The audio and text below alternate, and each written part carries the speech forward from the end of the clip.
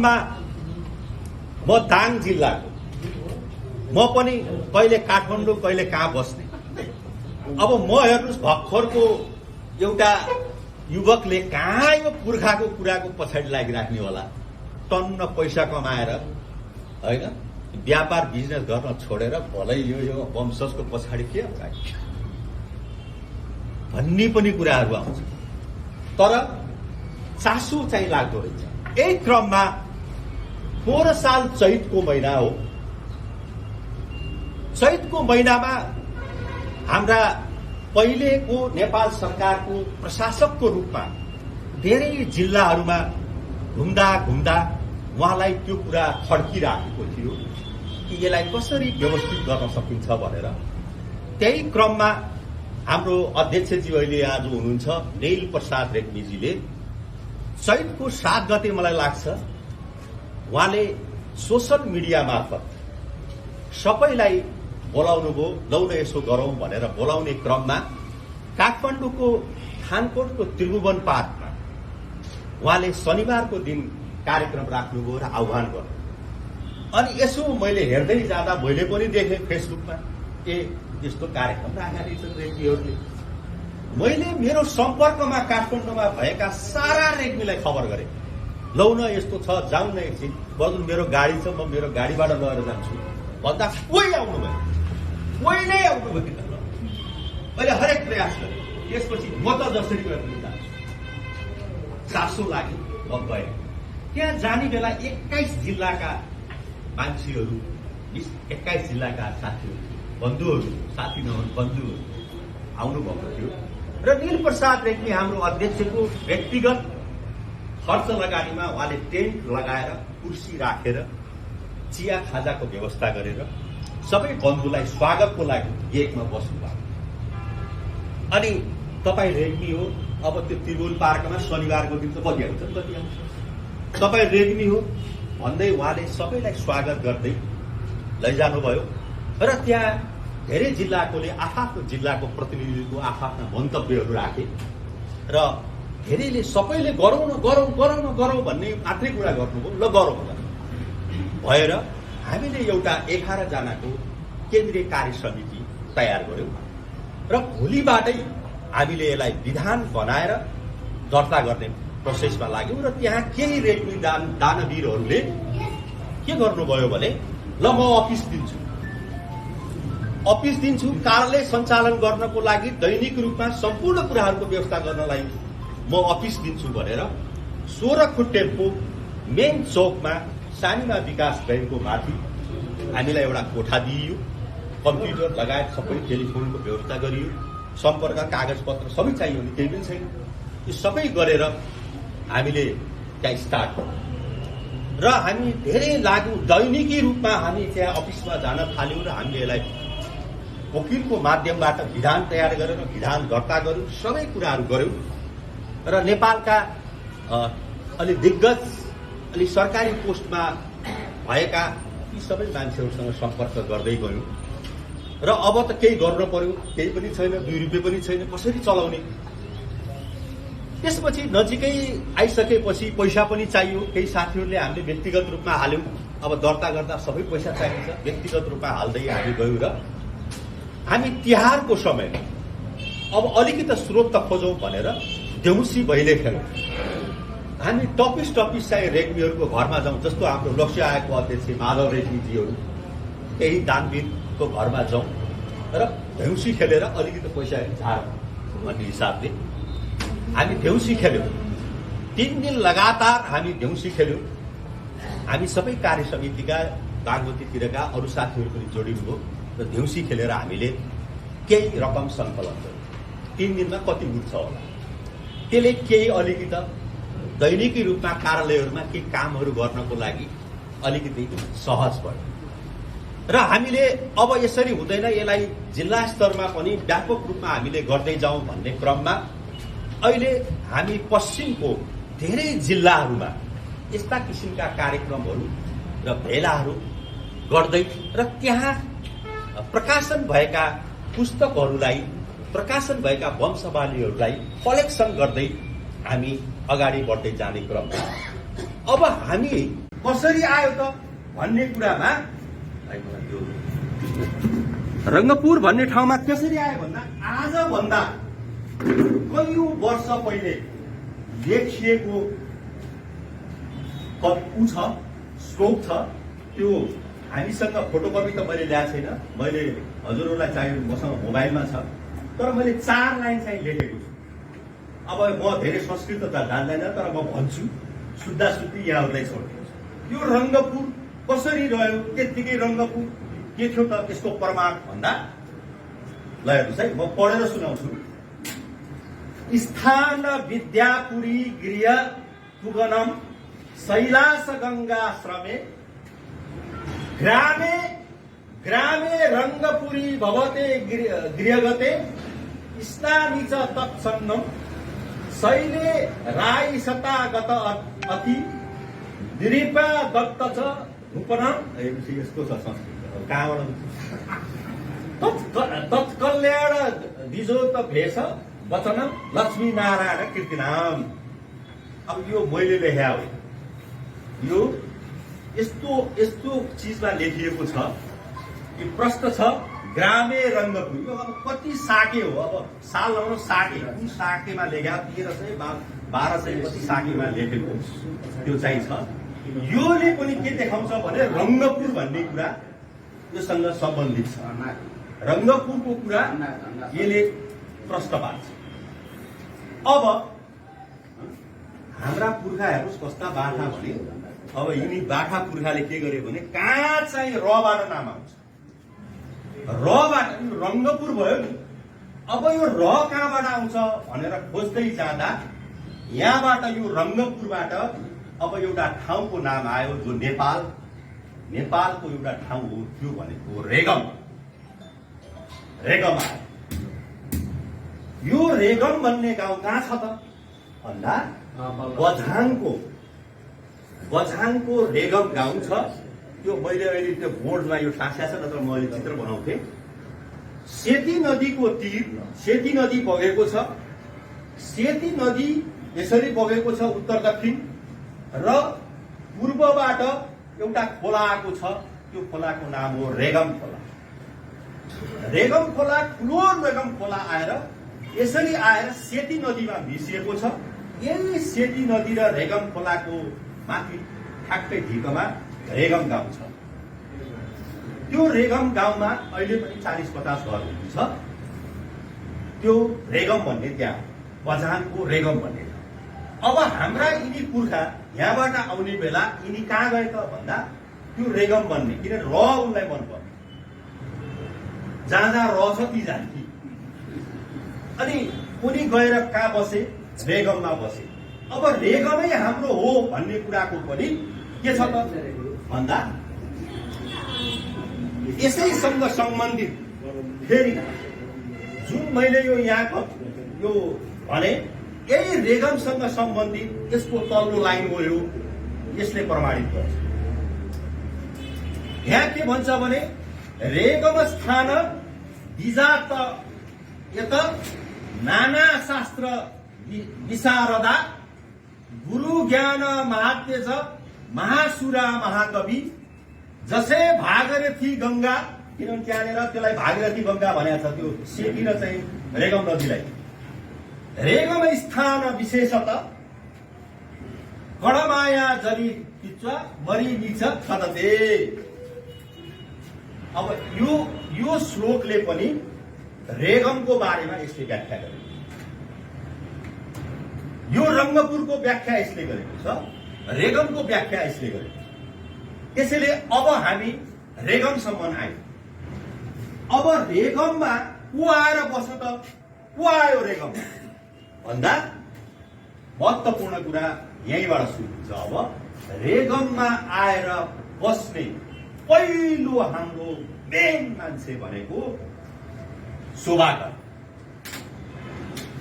शोभाकर कहिले आउनुभयो? साके 1233। जसरी ल्याइरहेको छु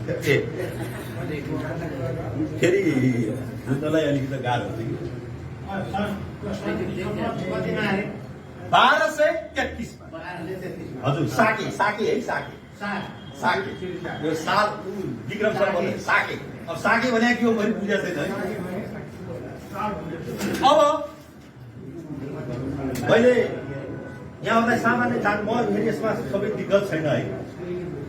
शोभाङ्करजी आउनुभयो पहिलो र शोभाङ्करजी आएर एकछिन यता ध्यान दिनु है साथी।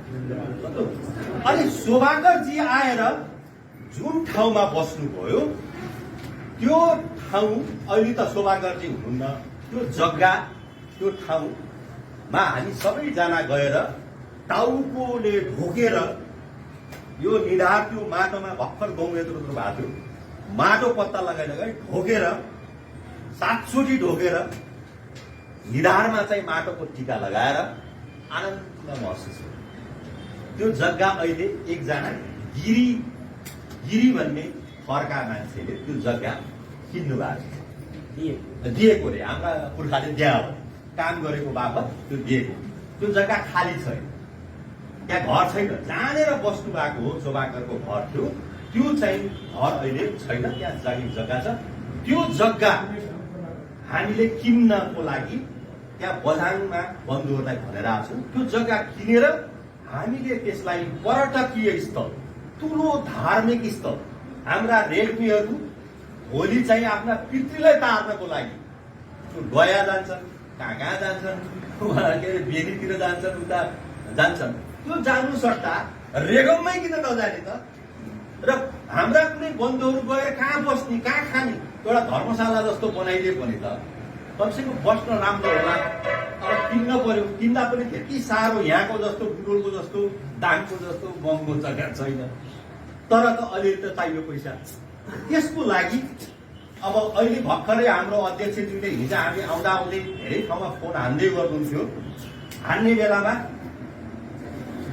अध्यक्षजीलाई के खबर आयो भने तपाईहरूले कौशिक गोत्रीय रेग्मी बन्धु समाजको नाममा कहीँ कतै अलिकति जग्गाको लालपुर्जा लिएर आउनुहोस्, तपाईँलाई हामी भवन निर्माणको लागि 1 करोड रुपियाँ दिन्छौँ भनेर हाम्रो चाहिँ अहिलेको महिला तथा बालबालिका मन्त्री उमा रेग्मी हुनुहुन्छ नि, उहाँले भन्नुभयो।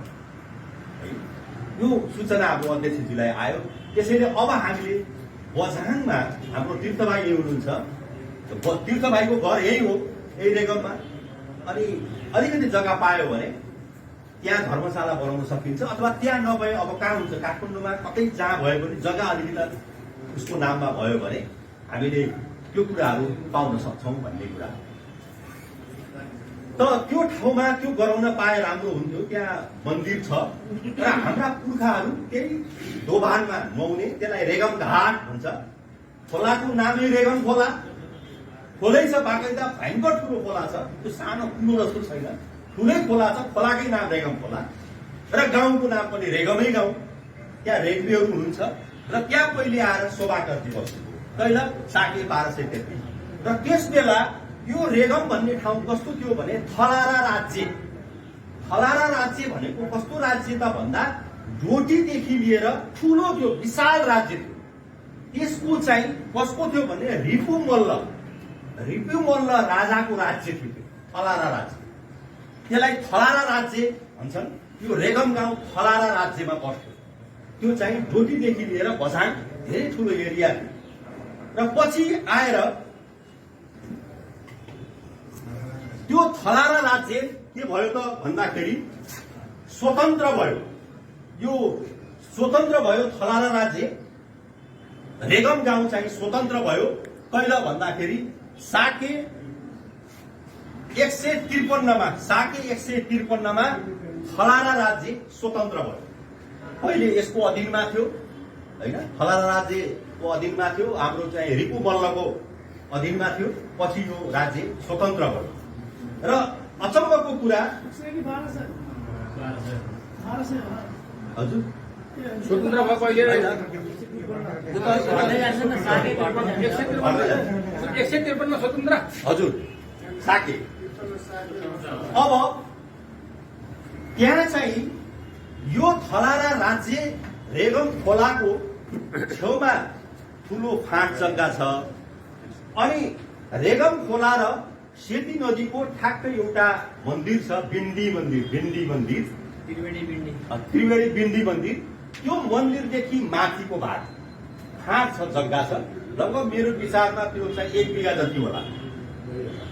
त्यो 1 बिघा जग्गा जति अहिले अन्दाजै भन्दा मैले, त्यो 1 बिघा जग्गा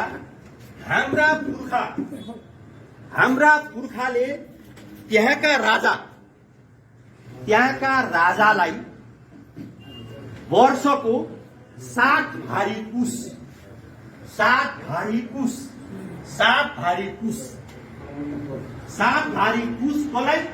राजालाई बुझाए बापत, दरबारमा बुझाए बापत त्यो जग्गा चाहिँ, त्यो 1 बिघा जुन भने मैले, त्यो जग्गा फिर्ता पाएका रहेछ। त्यो जग्गा फिर्ता पाएको जग्गा ठ्याक्क छ त्यहाँ। त्यो चाहिँ 7 भारी कुश दिएको बापत राजाले दिएको जग्गा है त। त्यसपछि अब शोभाकर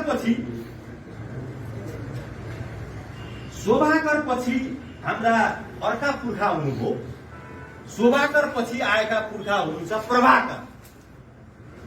प्रभाकर भन्ने आउनुभयो र उहाँलाई साके 575 मा के भयो भने तलाकोटे राजा हरिवंशले सेती नदीलाई साक्षी राखेर, यही सेती छ दोभानमा बसेर सेती नदीलाई साक्षी राखेर प्रभाकरलाई चाहिँ गुरु मान्नुभयो, पुरोहित बनाउनु भयो। र पुरोहित बनाएपछि यो प्रभाकर चाहिँ के भने ज्योतिषी थिए, ज्योतिषीका प्रधान विद्वान। त्यसपछि राजाका बाठा, हाम्रा यिनी रेग्मी कम बाठा छन्, हेर्नु अति बाठा। त्यसपछि ती ज्योतिषीलाई के गरे भने ती राजाले गुरु माने, सेती नदीलाई साक्षी राखेर गुरु माने। र गुरु मानिसकेपछि प्रभाकर ज्योतिषीले त्यसपछि उहाँहरूले जोशी लेख्न थाल्नु है। अब हेर्नुहोस्, तपाईँ बझाङमा जानुहोस्, धनगढीमा जानुहोस्, पश्चिमतिर धेरै रेग्मीले जोशी लेख्छ। त्यो जोशी भनेको ज्योतिषी हो, ज्योतिषीबाट जोशी भयो। र प्रभाकरबाट के भयो त भन्दा ज्योतिषी लेखियो। अब प्रभाकर पछि को आए त भन्दा पुरुषोत्तम आए, छोरा यो पछि आए पुरुषोत्तम आए। पुरुषोत्तम पछि पद्माकर पछि धीराज पछि रामराज है। अब रामराज, अब यहाँनिर छ कुरो है, रामराज। अब यो रामराजका 5 वटा भाइ छोराहरू, ये रामराजका 5 वटा छोरा थिए। को कहाँ गए अब आफै खोज्नु होला। हेर्नुहोस्, हेमराज खप्तर गए। हेमराज कहाँ गए?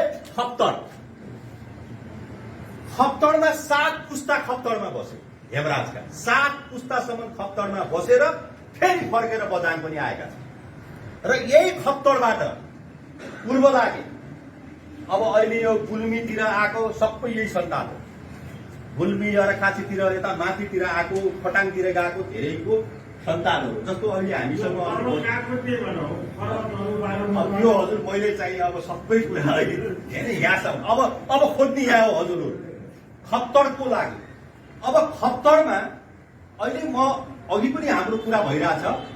यो खप्तरमा एउटा यस्तो मन्दिर छ, त्यो मन्दिरमा 100 वर्षका वृद्ध पुजारी हुनुहुन्छ, उहाँ रेग्मी हो। र त्यो मन्दिरमा रेग्मी भन्दा अरू कोही जान पाइँदैन। अब यी चाहिँ यिनी पुजारीसँग यति सूचना छ रे, अब तिमी बुढा मर्यो भने कहाँ पाऊ। त्यसकारण त्यो चाहिँ सूचना लिनको लागि जसरी हुन्छ खप्तर जान आवश्यक छ भने हुनाले जेठमा खप्तरमा मेला लाग्छ रे हैन। त्यो मेलाको पारेर जाने हो कि भन्दै हुनुहुन्छ हाम्रो के अरे तीर्थ भाइले। त खप्तरमा के सूचना छ र खप्तरमा चाहिँ 7 पुस्तासम्म त्यहाँ बसेर फेरि त्यहाँबाट कता अब भाइहरू कता लागे हैन। अब यो खप्तरबाट धेरै जसो जस्तो हामीसँग गएको धेरै मान्छेहरू फटाङको, विराटनगरको, त्यसपछि हाम्रो अध्यक्षज्यू यता पर्वततिरको उहाँहरूले के भन्नुहुन्थ्यो भने हाम्रो हाँगो पकडीमा र उहाँले अरू सूचना उहाँसँग थियो। अब खोज्दै जाँदाखेरि ठ्याक्क उहाँहरूको भेटिसक्यो, धेरैले भेटाएर लिएर आउनु भएको है। अनि अब अर्का भाइ के गरे भने खिमकर भाइ हेमराज खप्तर गए। यो रामराजका चाहिँ 5 वटा भाइमा हेमराज खप्तर लागे, खिमकर चाहिँ कुमाउ गढवालतिर लागे। अब कुमाउ गढवालवालाको खोज्नु पर्छ, अब कताबाट पक्ने कुनबाट हुनु भन्ने कुराहरू खोज्नु पर्छ। त्यसकारणले कुमाउ गढवाल लागे। अनि अर्को भाइ चाहिँ वासुदेव भन्ने भाइ डुङ्ग्री भन्ने ठाउँ त्यही बझाङमै छ, डुङ्ग्री लागे र अर्को भाइ गोपाल भन्ने भाइ उडीतौला डोटी लागे र द्वारिका सल्यान लागे। अब मलाई भन्नुहुन्छ नि मेरो सन्तान उडीतौला डोटीबाट आएको, गोपालको सन्तान हो। सल्यान चाहिँ द्वारिकाको ग्रुप सल्यान लाग्यो। गोपाल भन्ने उडीतौला आएर बसे, उडीतौला डोटीमा पर्छ, त्यहाँ बसे, त्यहाँबाट धेरै धनगढी लागे, यताउता लागे। वासुदेवका सन्तानहरू डुङ्ग्री बझाङ लागे, अब त्यहाँबाट पनि कता हिँड्यो होला। त्यसपछि खिमकर चाहिँ कुमाउ लागे, कुमाउबाट फेरि कता लागे र हेमकर खप्तर लागे। अब यसरी यिनी भाइहरू हिँड्दै छन्। अब हामीलाई खोज्नु परेको थियो है। अब यतिसम्मको मात्रै सूचना मैले यहाँहरूलाई राखेँ, मैले थाहा पाएँ। अरू केही कुराहरू जिज्ञासा भए टिपौँला, म धेरै बेर समयले यहाँ धेरै बोल्नेहरू हुन्छ, अरू कुराकानी यस्तै हो। यति भन्दै अहिलेलाई म यहाँहरूसँग यहाँको